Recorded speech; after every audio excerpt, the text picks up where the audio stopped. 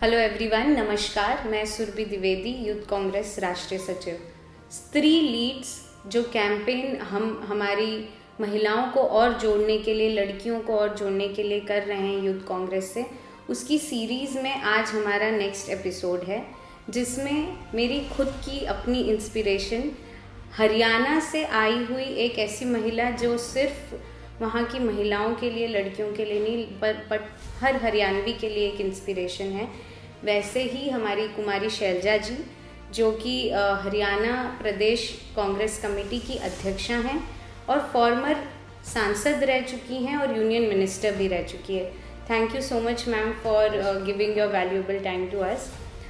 So ma'am, starting with the entire series, आपसे बस यही जानना है कि आपकी जर्नी कैसे शुरू हुई मैम?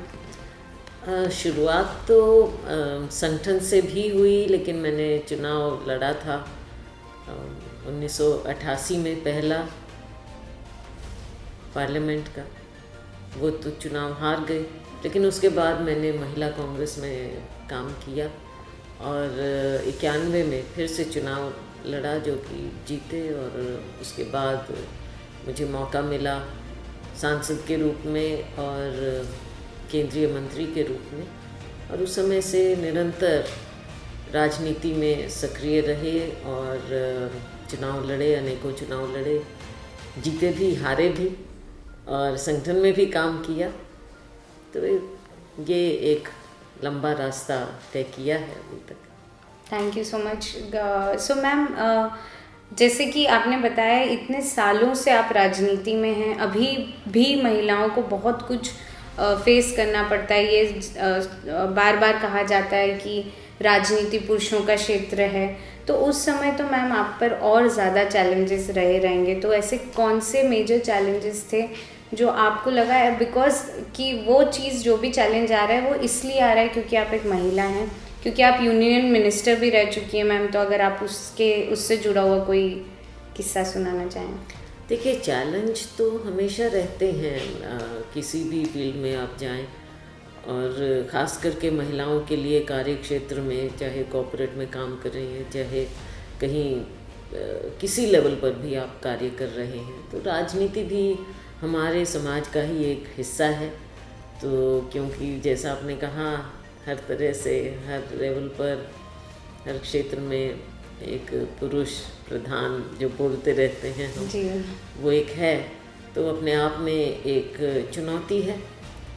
पर उसके बावजूद मैं समझती हूँ कि अगर कार्य हम पूरी निष्ठा से करें, मेहनत से करें, तो कोई ना कोई आपकी मदद करने को भी आ जाता है। और ये अगर हम मन में ठान लें कि हमको काम भी करना है और साथ में मिलकर चलना है, तो एक दूसरे की मदद भी हम कर सकते हैं। क्योंकि कभी कभी कोई मौके ऐसे आते हैं जब मदद की आपको भी ज़रूरत पड़ती है और आप भी उस पोजीशन में हैं कि आप किसी की मदद कर सकते हैं। मेरे साथ हुआ कि चुनाव मैंने लड़ा 88 में, लेकिन 89 में जब जनरल इलेक्शन आया तो मेरी टिकट, जो भी कारण रहे, टिकट कटी, तो मुझे ज़ीरो से फिर से शुरुआत करनी पड़ी। तो शुरुआत की, लेकिन हिम्मत नहीं हारी, मेहनत करते रहे। और 91 का जब चुनाव आया तो नेचुरल चॉइस बन पाए, क्योंकि मेहनत की थी और लगे रहे थे। तो ये एक रहता है कि मेहनत और निष्ठा से मेहनत करना ये बहुत ज़रूरी है। सीजनल मेहनत का कोई मतलब नहीं है। Exactly ma'am, that's very true. तो मैम, जब शुरुआत की राजनीति में, तो क्या आपने पहले से सोचा था कि हाँ मुझे राजनीति करनी है, या आपने कहीं से इंस्पिरेशन लिया था? क्या ऐसा रीज़न रहा कि आपने सोचा अब राजनीति में? देखिए, ऐसा है, जब हम छोटे थे तो सभी लड़कियों के लिए केवल एक इंस्पिरेशन थी, और वो थी इंदिरा जी। सब देखते थे कि इंदिरा जी हैं, और मतलब एक उनका ऐसा परसोना था कि सबको लगता था। बल्कि मैं छोटी सी थी तो जो हमारे कुक थे जी, जिनको मैं बहुत प्यार करती थी जी, तो मैं उन्हीं की पीठ पर लटकी रहती थी हमेशा। तो वो हमेशा, मैं बहुत छोटी तभी, इसको तो हमने इंदिरा गांधी बनाना है, इसको हमने इंदिरा गांधी बनाना है। ओके। क्योंकि उस समय सबके लिए वो था। लेकिन उनके अलावा क्योंकि घर में मेरे फादर, वो भी राजनीति में थे, मिनिस्टर थे, MP थे, पहले MLA मंत्री, जॉइंट पंजाब में भी रहे, तो ऑब्वियसली ही was also my major inspiration at home. और जब वो नहीं रहे तो मुझे मौका मिला, चुनाव लड़ने का मौका मिला, इन द सेंस कि मुझे कहा गया पार्टी की ओर से, राजीव जी की ओर से, कि तुम्हें चुनाव लड़ना है। तो चुनाव लड़े, लेकिन उसके बाद उतार चढ़ाव बहुत आए, ठोकर भी खाई राजनीति में सबकी तरह। तो ये सब चलता है, सब चलता है। और कार्य में अगर फोकस रहे, हमारा फोकस रहना बहुत ज़रूरी है। एग्जैक्टली कि अपने सामने हम ये रखें कि हमने ये कार्य करना है, तो उसमें फिर आप पीछे नहीं हट सकते, हटना नहीं चाहिए। तो ये चाहे महिला हो चाहे पुरुष हो, यूथ कांग्रेस में आप हैं, लड़के हैं, लड़कियां हैं, तो कई बार मैं देखती हूँ कि आप जैसे लोग बीच में समझ में नहीं आता कि किधर जाएं, क्या करें।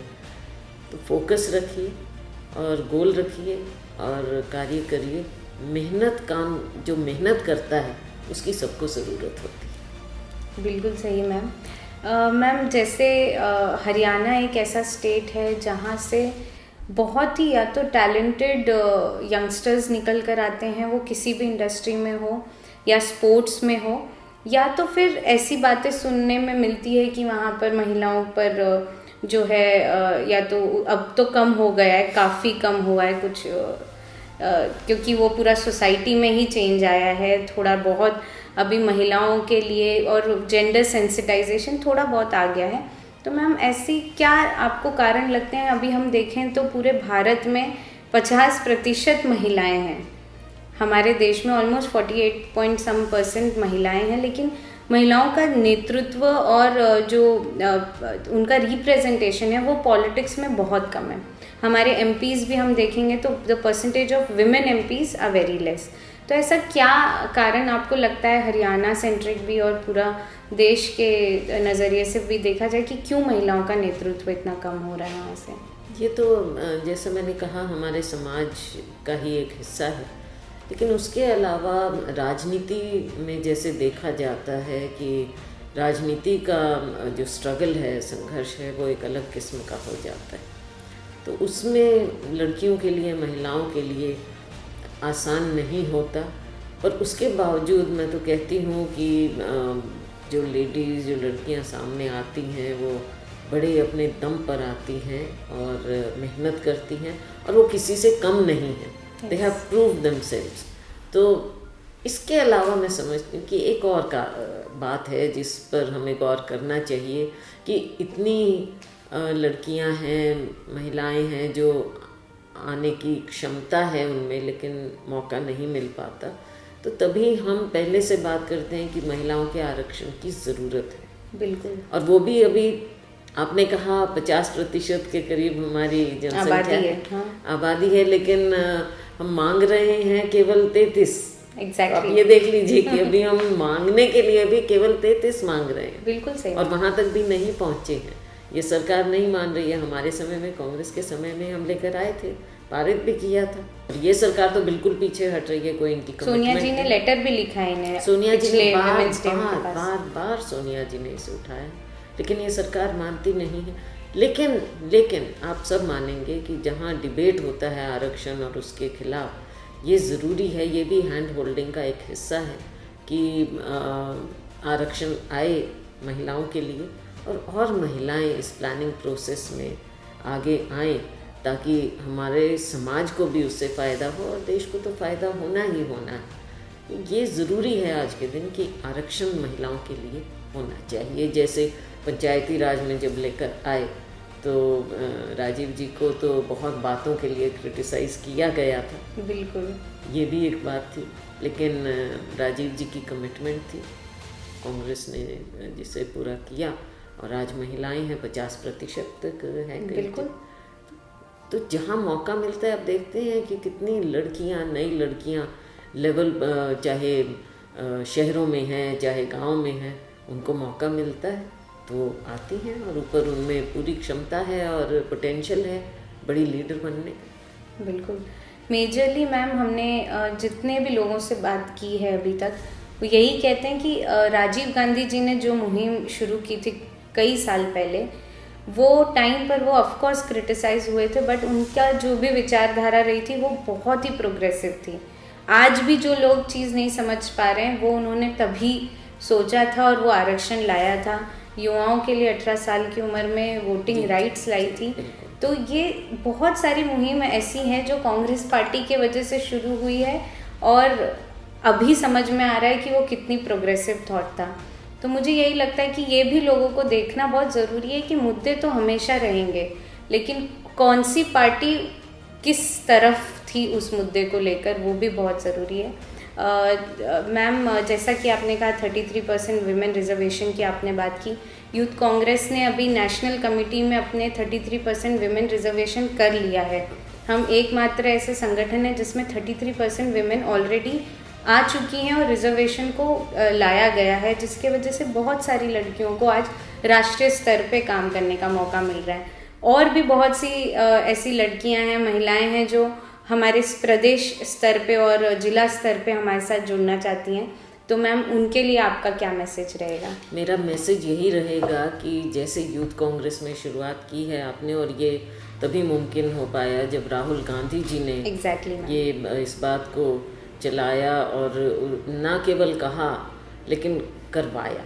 बिल्कुल। तो मैं अपना आपको उदाहरण देना चाहूँगी कि राहुल गांधी जी आए थे हरियाणा में, पंजाब में गए थे, ट्रैक्टर रैली की थी जी। तो बहुत बड़ा क्वेश्चन मार्क था कि हरियाणा में कौन चलाएगा ट्रैक्टर, क्योंकि पंजाब में वहाँ के पीसीसी प्रेसिडेंट ने चलाया था जी। तो शायद सोच ऐसी थी कि लोगों को ये नहीं लगा होगा कि हरियाणा में कोई महिला चला सकती, लेकिन राहुल जी ने मुझे कहा चलाने को और मैंने ट्रैक्टर चलाया। कहने का मतलब ये है कि राहुल गांधी जी की सोच ये है कि जहाँ भी हो सके महिलाओं को, और आपने देखा एक बार नहीं बार बार उन्होंने He speaks of women empowerment. Of course, every time. Youth Congress is showing the way. तो मैं चाहूँगी कि आपके माध्यम से और लड़कियाँ जुड़ें जिनमें एक लालसा है, लालसा है आगे बढ़ने की, काम करने की, एक विचारधारा की। और कांग्रेस की विचारधारा आज के दिन देश के लिए सबसे ज़्यादा अनिवार्य है। और ये ओपनिंग है, ये मौका है यूथ कांग्रेस के माध्यम से लड़कियाँ आगे आएँ, राजनीति में आए, संगठन का कार्य सीखें, और जो हमारा एक गौरवपूर्ण इतिहास है हमारी आज़ादी की लड़ाई का, हमारे देश का, उसके बारे में भी सीखें और उसको कैसे आज के दिन हमने देश को अपने विचारों से बचाना है। जो हमारे देश की इतनी संस्कृति है, उस संस्कृति को जो आज बिगाड़ा जा रहा है उससे बचाकर अपने देश की धरोहर संस्कृति को जो आगे बढ़ाएंगे वो आप जैसे यूथ हैं, और उसमें महिलाओं का, लड़कियों का एक विशेष योगदान हो सकता है। मुझे बहुत खुशी है कि आप ये कार्य कर रहे हैं। मैं शुभकामनाएं देना चाहूँगी पूरे यूथ कांग्रेस के संगठन को, और आपके माध्यम से मैं चाहूँगी कि जो भी हमारा ये कार्यक्रम देख रहा हो वो आगे आए, आगे बढ़ें।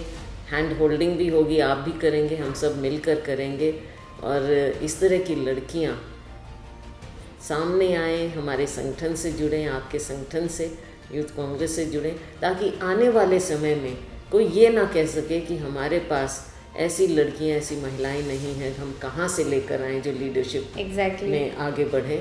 तो आप लोग उसमें बहुत बड़ा रोल प्ले कर सकते हैं, और मेरी बहुत शुभकामनाएं आपको। तो जैसा आप सभी ने सुना कि एक ट्रैक्टर चलाने जैसे विषय पे भी बहुत सारे सवाल उठ सकते हैं। हम सब बहुत खुश थे मैम, और जब हमने वो देखा था we were really proud to see you. मुझे अभी भी याद है, मैंने खुद वो लाइव भी देख रही थी मैं, कि आप ट्रैक्टर चला रही थी। वो इतना एम्पावर्ड व्यू था हमारे लिए देखने के लिए। तो जितनी भी यहाँ पर मेरे कलीग्स हैं, फ्रेंड्स हैं, जो लड़कियाँ अभी भी सोच रही हैं कि राजनीति में जाना हमारे लिए बना है या नहीं बना है, जो हमारे समाज के पुरुष कर सकते हैं वो आप भी कर सकती हैं।